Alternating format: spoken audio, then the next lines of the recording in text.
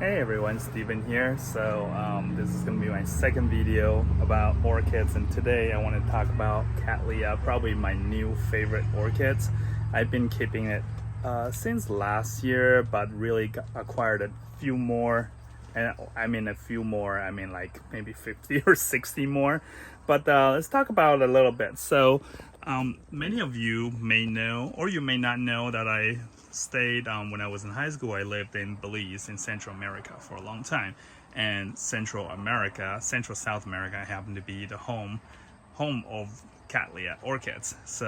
Cattleya orchids origin from jungles and hills of Central America. They actually are one of the orchids that do prefer warm, humid environment. Not all orchids that are commonly traded in home trade are like that. The only thing about Cattleya is that they do grow very, very slowly, but at the same time they are also very easily pollinated and cross-pollinated with many other different species. So you have tons of hybrids out there, thousands of different hybrid species that people have created for Cattleya. So one of my largest Cattleya is this guy here. You can kind of see how big it is right now. It actually gets even bigger.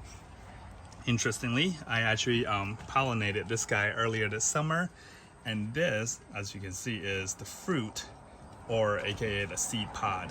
It's been growing for 3 months. From my understanding is that they will fully ripe in about 5 months-ish. So I'll give it a couple of months before I harvest to make sure it doesn't burst right there on the spot, and then I'll probably try to raise them in a flask to see what happens. And then I also have some of the smallest Cattleyas right here. This is a purple Cattleya, and as you can see, this is my hand. It doesn't really get much bigger than that. It has not flowered yet, so we'll see what happens.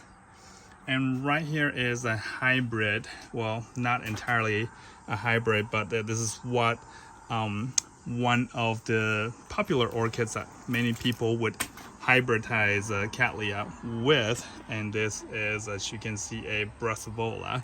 So out there, let me just pick this one up really quick. Sorry, this guy, let me put this back. I will talk all about this guys in a future episode. But yeah, so this one, this Brassivola, actually is getting ready to have a flower spike coming out soon here.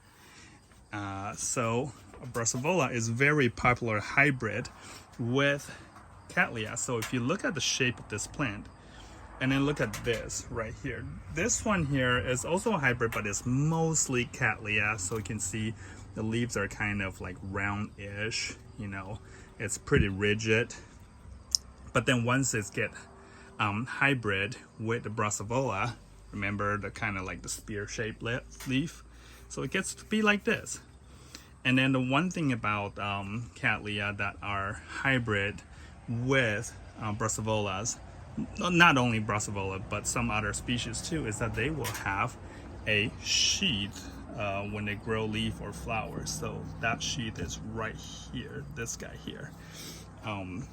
Right now there are 2 flowers growing out of it. Sorry, it keeps going in and out of focus. I'm trying to capture this thing, but yeah, there's this flower coming out of the sheath. I do have another Cattleya back here that has a sheath growing, but at the moment I can't really find it. I'll let you guys know once I find it. But this particular one here does not have a sheath when it was coming out, so it's just a bare flower growing out of, you can see the stalk there coming out of this, and actually is very fragrant here, this wrinkle Cattleya here. So, and this is not a Cattleya, but I have a few more down here. Cattleya again. You can see that there's hybrid with Brassivola in there, but then there are other Cattleyas. As you can see, this one is just a single leaf, not a double. So are these ones. These ones are single but kind of roundish, so it doesn't quite have the Brassivola hybrid in there. And this one is pretty extreme. You can see how sharp this leaf is. And then so is this one. This one is also also a Cattleya with Brassavola, but it is actually a hybrid with the Lady of the Night. Super fragrant specimen here. I expect this one is probably gonna become fully mature in another month or so. So I expect very fragrant flower from that. So let's talk about care for Cattleya a little bit. Let me just touch the leaf so you can kind of see how rigid it is. And if you look closely, see how plump this is. This is a pseudo bulb. So commonly Cattleya will shoot out one new pseudo bulb every year. So like this one was from this year. This is this year's new growth. And then this one just shot out this summer. So this will probably bloom next year. And some of them are a little bit different once you have hybrid. Some of them actually shoot out multiple new shoots. So depends on what kind of plants or what other species your Cattleya is a hybrid of. That said, if you look at the pseudo bulb, you can tell that there's a lot of liquid and moisture and nutrients stored in there.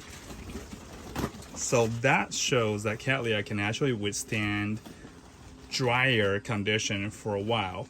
And as a resident of Central America for a few years, I can tell you in Central America, there is a dry and a wet season. In the wet season, it will rain for days. In the dry season, you will not see rain for days. So what this is what it's built for. Cattleya will drink up a lot of water in the warm, rainy season, and then it will shoot out all these new shoots, all the growth. That's the growing season. Once it cools down and the rain stops, it will start to flower. So that's what happens. So in order to make Cattleya flower, you actually have to reduce your watering and you have to cool down the temperature just a little bit. And the best planting medium is really just kind of wood chips, barks, like what you see. A lot of my orchids are just living in barks. I mix them up with maybe like cedar barks and then with about 10-15% of moss. Okay, you need to not interrupt me. He likes to drink from the orchid water that I have in here. Anyways, so Cattleya, you can water them maybe like I would say once or twice a week, just thoroughly, but make sure you keep them in a place that has good airflow and strong indirect light, not directly under the sun, but kind of like this where the sun is above and you have some kind of filter. So if you don't have a greenhouse or outdoor space, the best place to leave your Cattleya is just by the window, and you can have maybe like a west or south facing window, but make sure you put some kind of covering, maybe like sheet or like those, like a filtering sheet, so that it is not directly being hit by sunlight. Otherwise you're gonna get burned, or some leaves are gonna go like this. This is kind of like a red leaf because it's actually kind of like a solar protection for the Cattleya leaves.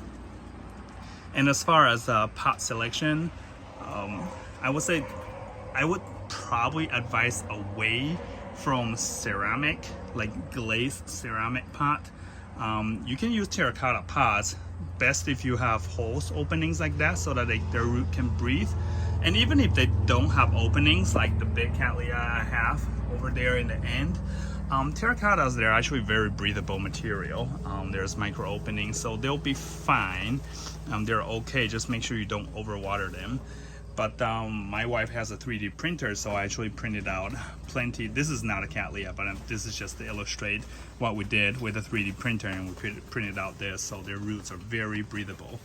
So how breathable are their roots? Well, let me lift up this guy here just to show you. So here, as you can see, I actually just planted this thing into this pot maybe like 2 months ago, and it is crawling all over.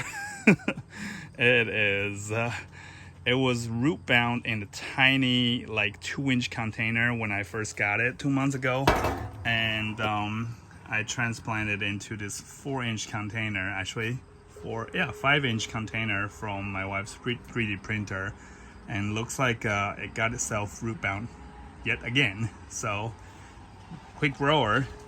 Anyways, I strongly recommend Cattleya. They're probably one of the top 5 easiest orchids to care for, as long as you have good lighting, good airflow, and do not overwater them. Very importantly, water them frequently, but do not let them sit in water. So that's all you need to know. Make sure the roots are breathable, and the roots, a lot of them are actually photosynthesizing. You can see that they're green. So this is kind of like the ideal setup right here for Cattleya, where I just have wood chips and barks, and then I have a very breathable pot. I water this thing thoroughly once a week, but then on a daily basis I mist it. So that's what you probably want to mimic after. And this one already shoot out, let me see, 1, 2, and yeah, this one shot out 2 new growth this year. So I look forward to see the flowers for this one, maybe this fall or winter. All right, thank you very much for tuning in, and feel free to comment if you have any questions specifically about Cattleya for this video, because if you have questions about orchids in general or other species, I will be posting more episodes regarding some general care and other species. So feel free to ask those questions if you like to, but preferably specific for Cattleya, and we can discuss them. Thank you very much for tuning in, and I'll talk to you soon.